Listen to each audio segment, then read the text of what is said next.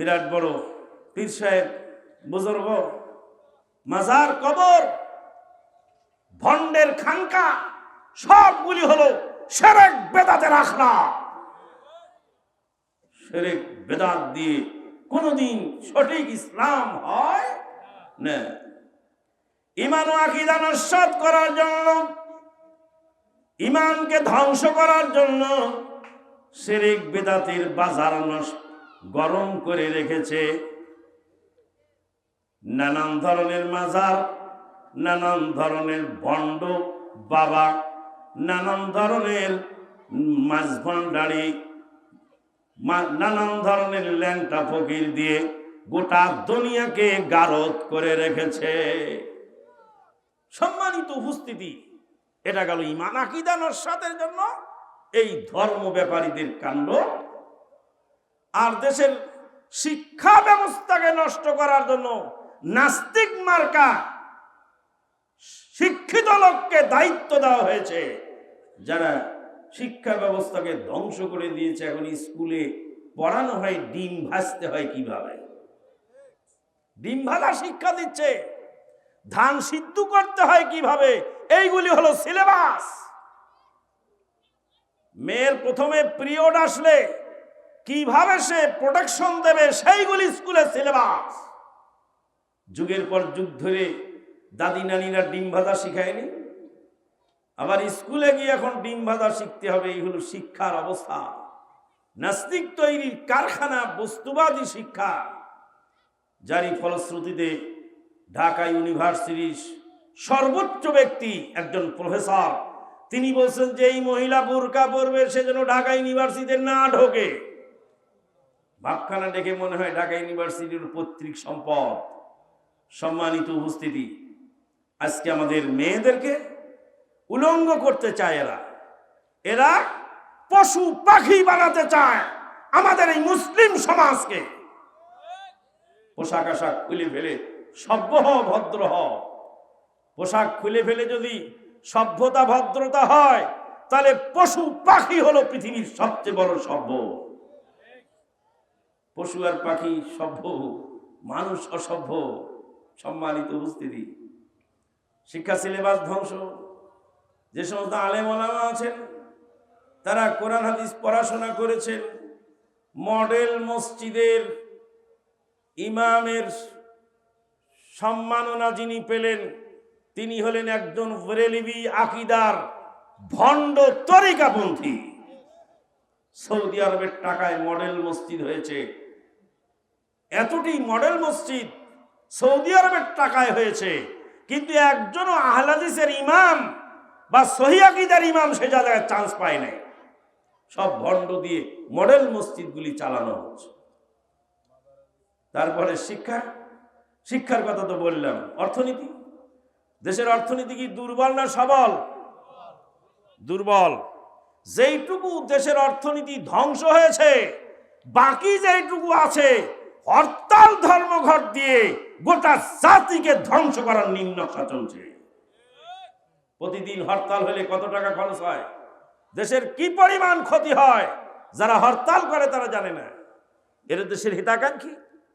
দেশের হিতাকাঙ্ক্ষী নয়, এরা দেশের দুশ্মন, মানবতার দুশ্মন, দেশের শত্রু এরা। কেন? সুলাইমান আলাইহিস সালামের সেই বিচারের কথাগুলি মনোযোগ দিয়ে শুনবেন। কোনো একটা কথা ভুল হলে বা কোনো একটা কথা সম্পূরক থাকলে এখানে লিখিত প্রশ্ন দেবেন।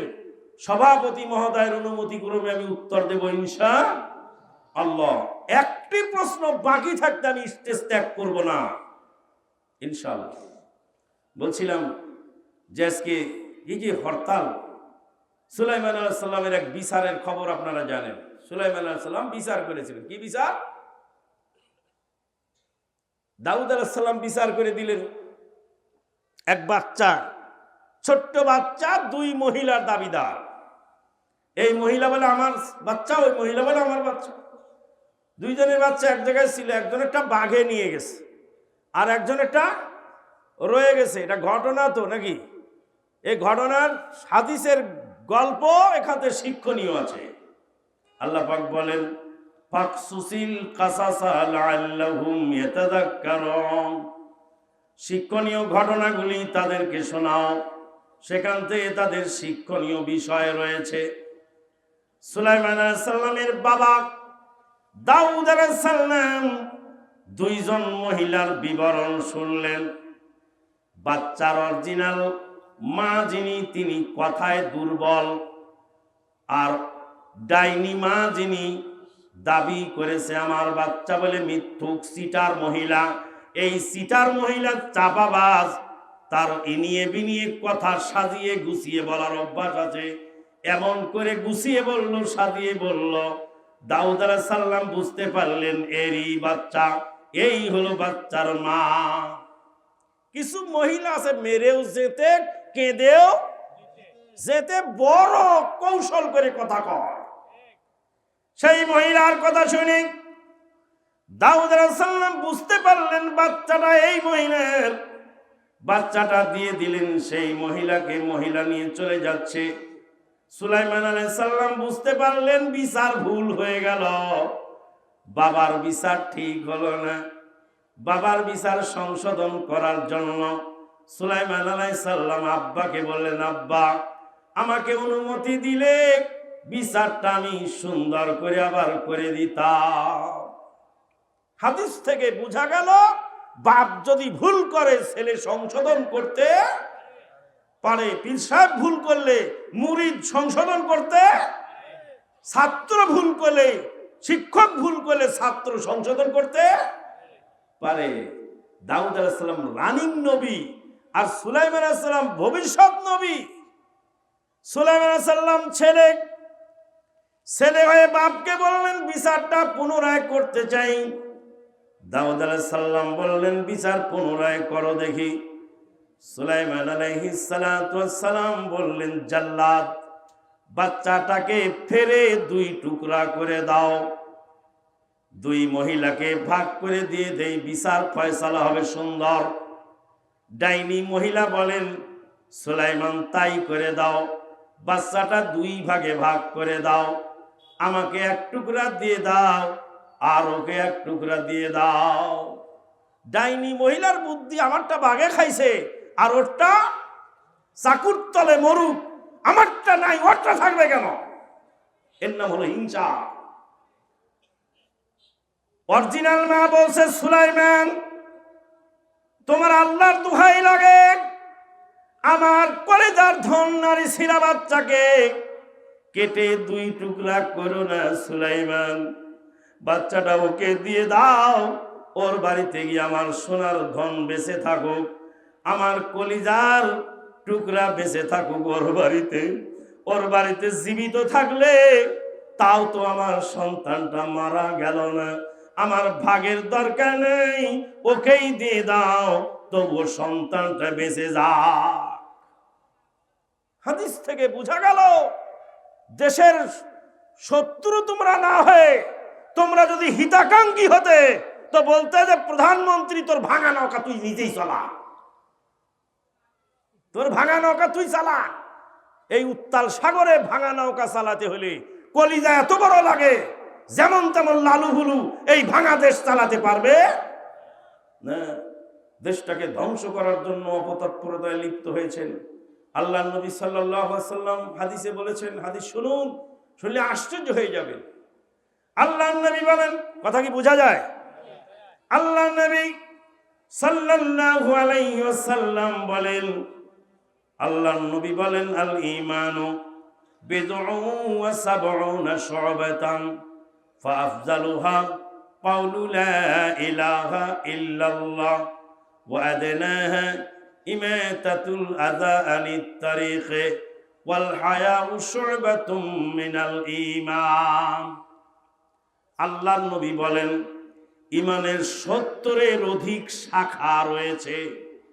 ইমানের শাখা আছে, ইমানের ডালপালা আছে, ইমানের ডালপালা 70-এর অধিক। ইমানের শিকড় হলো 6টি। কয়টি? ইমানের শিকড় হলো 6টি। আমানতু বিল্লাহি ওয়া মালাইকাতিহি ওয়া কুতুবিহি ওয়া রুসুলিহি ওয়াল ইয়াউমিল আখিরি ওয়াল কদরি খাইরিহি ওয়া শাররিহি মিনাল্লাহি তাআলা। তারপরে আর নাই ওয়াল বাসে বাদাল মাউত। আস্তে আস্তে আমরা সংশোধন হয়েছি আলহামদুলিল্লাহ। এই বনেতে বাঘ নাই ভাবিস না রে মনে, বড় বড় বাঘ থাকে ছোট ছোট বনে। তাই তো সব মুফতিদেরকে বলছি, কয়েকদিন আগে এক বেয়াদব মুফতি, ছোকরাও নাক টিপলে দুধ বের হয়, ওই বেয়াদব বলে টমেটো যেরকম হালাল জর্দা ওরকম হালাল। জর্দা তোরা গিলাবো, তুই সবুর কর। টমেটো যেরকম হালাল জর্দাও সেরকম হালাল। জর্দা হারামের দলিল বলে বেটা পায় নাই। জর্দা হারামের দলিল এই বেয়াদব ভণ্ড মুক্তি পায় না। এরা হলো কোরআন হাদিসের অপব্যাখ্যাকারী, ইসলামকে ধ্বংসকারী। তোমার মাযহাব দেশে টিকবে না, তোমার তরিকা দেশে টিকবে না। তোমার ওইসব বাপ দাদার ধর্ম এখন আইসিইউতে আছে, হাসপাতালের আইসিইউতে নিবিড় পর্যবেক্ষণে লাইফ সাপোর্টে যেমন মানুষ বেঁচে থাকে নামকা ওয়াস্তে, তোমার বাপ দাদার ধর্ম এদেশে লাইফ সাপোর্টে আছে। এই ধর্ম আর কোনোদিন টিকবে না এদেশে ইনশাআল্লাহ। পিস টিভি তো বন্ধ করে দিয়েছো, কিন্তু পিস টিভি এক ধাক্কাতে এদেশের শিরক বেদাতের ভিত্তিকে নড়ায় দিয়ে গেছে। ডক্টর জাকির নায়েক পৃথিবীর সবচেয়ে বড় মজলুম, পৃথিবীর সবচেয়ে বড় মজলুম, যার ওসিলায় 3 লক্ষ হিন্দু, 3 লক্ষ ভারতের অমুসলিম ইসলাম গ্রহণ করেছে। সির্ফ ভারতের মাটিতে প্রায় 3 লাখ মানুষ ইসলাম গ্রহণ করেছে যার ওসিলায়। আর তামাম বিশ্বে প্রায় 3 কোটি অমুসলিম ইসলাম গ্রহণ করেছে সির্ফ ডাক্তার জাকির নায়েকের ওসিলা। আমি লাস্ট সফরে মালয়েশিয়া গেলাম, ডাক্তার জাকির নায়েক স্যারের সাথে এশার সালাত আদায় করলাম। ওনার বাম পা আর আমার ডান পা, আমার ডান পা ওনার বাম পা, মানে উনি আমার ডান পাশে আমি ওনার বাম পাশে। অনেক লম্বা, আমার কাঁধের উপরে অনেক উপরে উঠে গেল, অনেক লম্বা। সালাত আদায় করার পরে বাসায় নিয়ে গেলেন। বাসা ওনার পুত্রাজায়া,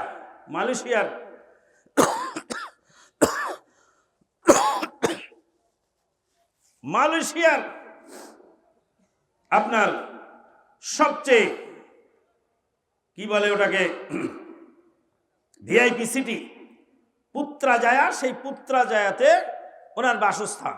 বাসায় গেলাম তো উনি নিজ হাতে এই ফ্রিজ থেকে পানীয় খাবার এগুলি এনে আমাদেরকে সার্ভ করছেন। তো স্যার বসেন না, আমি তো আসছি 2টা কথা বলতে। বলতে কথা তো বলবো, তা একটু নাস্তা পানির ব্যবস্থা তো করি। ওই নাস্তা খাওয়ার সময় নেই, আপনার নাস্তা খাবো, বসেন আপনি। তো বলছে আমরা 2 জন বুড়া আর বুড়ি 2 জন থাকি এই বাড়িতে, ছেলে মেয়ে সব সৌদি আরবে লেখাপড়া করে। এতদিন বলছে ডাক্তার জাকির নায়েক ইংরেজি শিক্ষিত, এখন আর কি বলবা, ডাক্তার জাকির নায়েকের ছেলে ফারিক নায়েক সৌদি আরব থেকে ডিগ্রি, সর্বোচ্চ ডিগ্রি অর্জনকারী, এবার ঠেকাও। ধর্ম কি তোমার বাপের যে তুমি চালাতে পারবা? ঠিক শাখা আছে।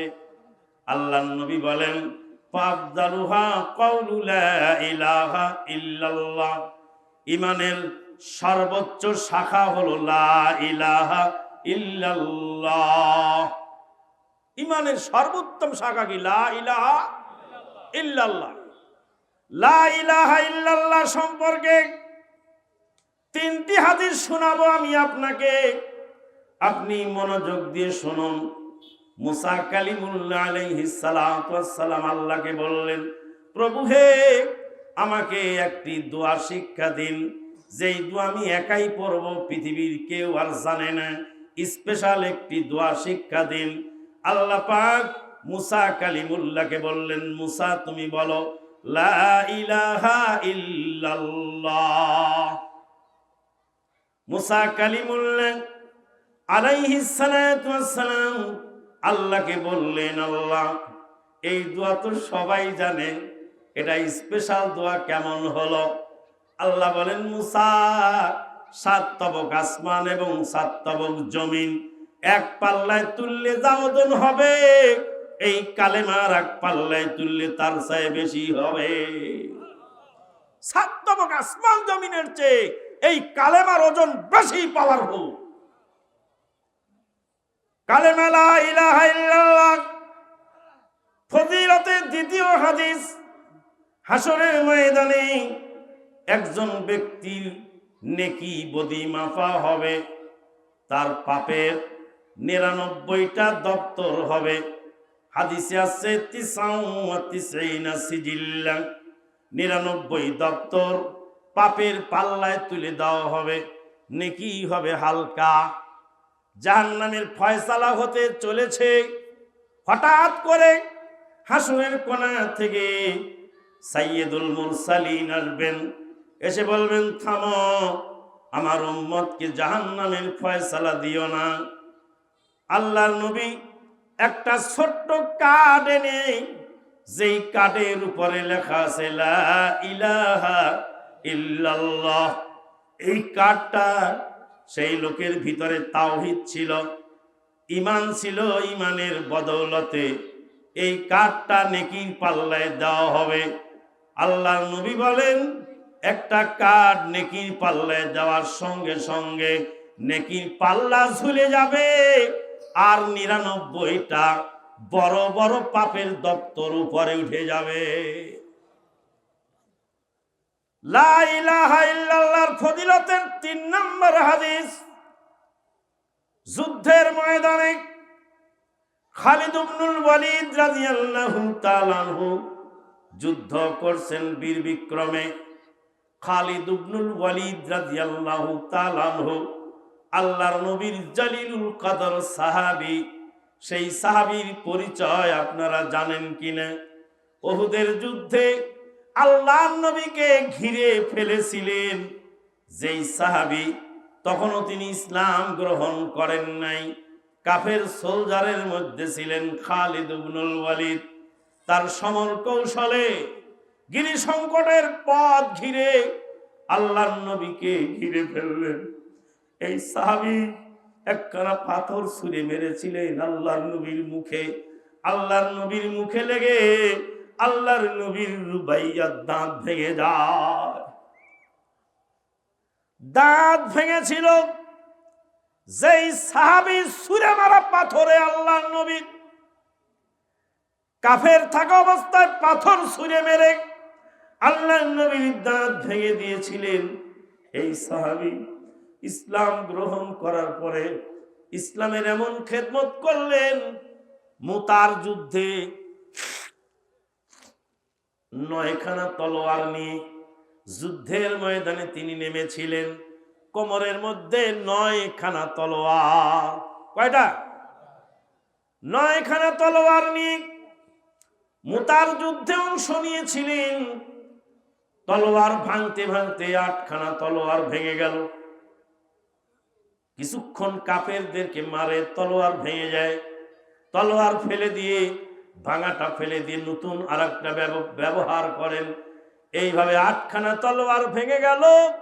মুতার যুদ্ধের ময়দানে 9ম তলোয়ার দিয়ে যুদ্ধ করে মুতার যুদ্ধে জয়যুক্ত হলেন, মুসলমানদের বিজয় ছিনিয়ে আনলেন।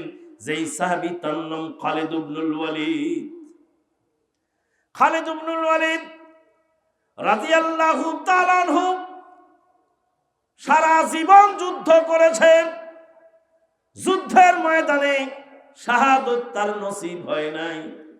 খালিদ ইবনুল ওয়ালিদ রাদিয়াল্লাহু তাআলা আনহু শাহাদত বরণ করেন নাই যুদ্ধের ময়দানে।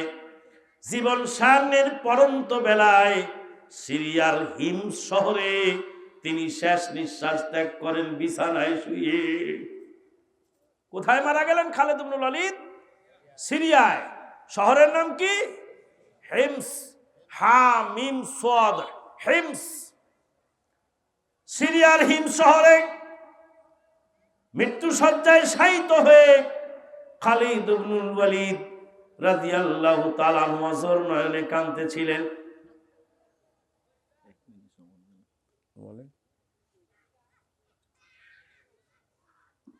আসসালামু আলাইকুম।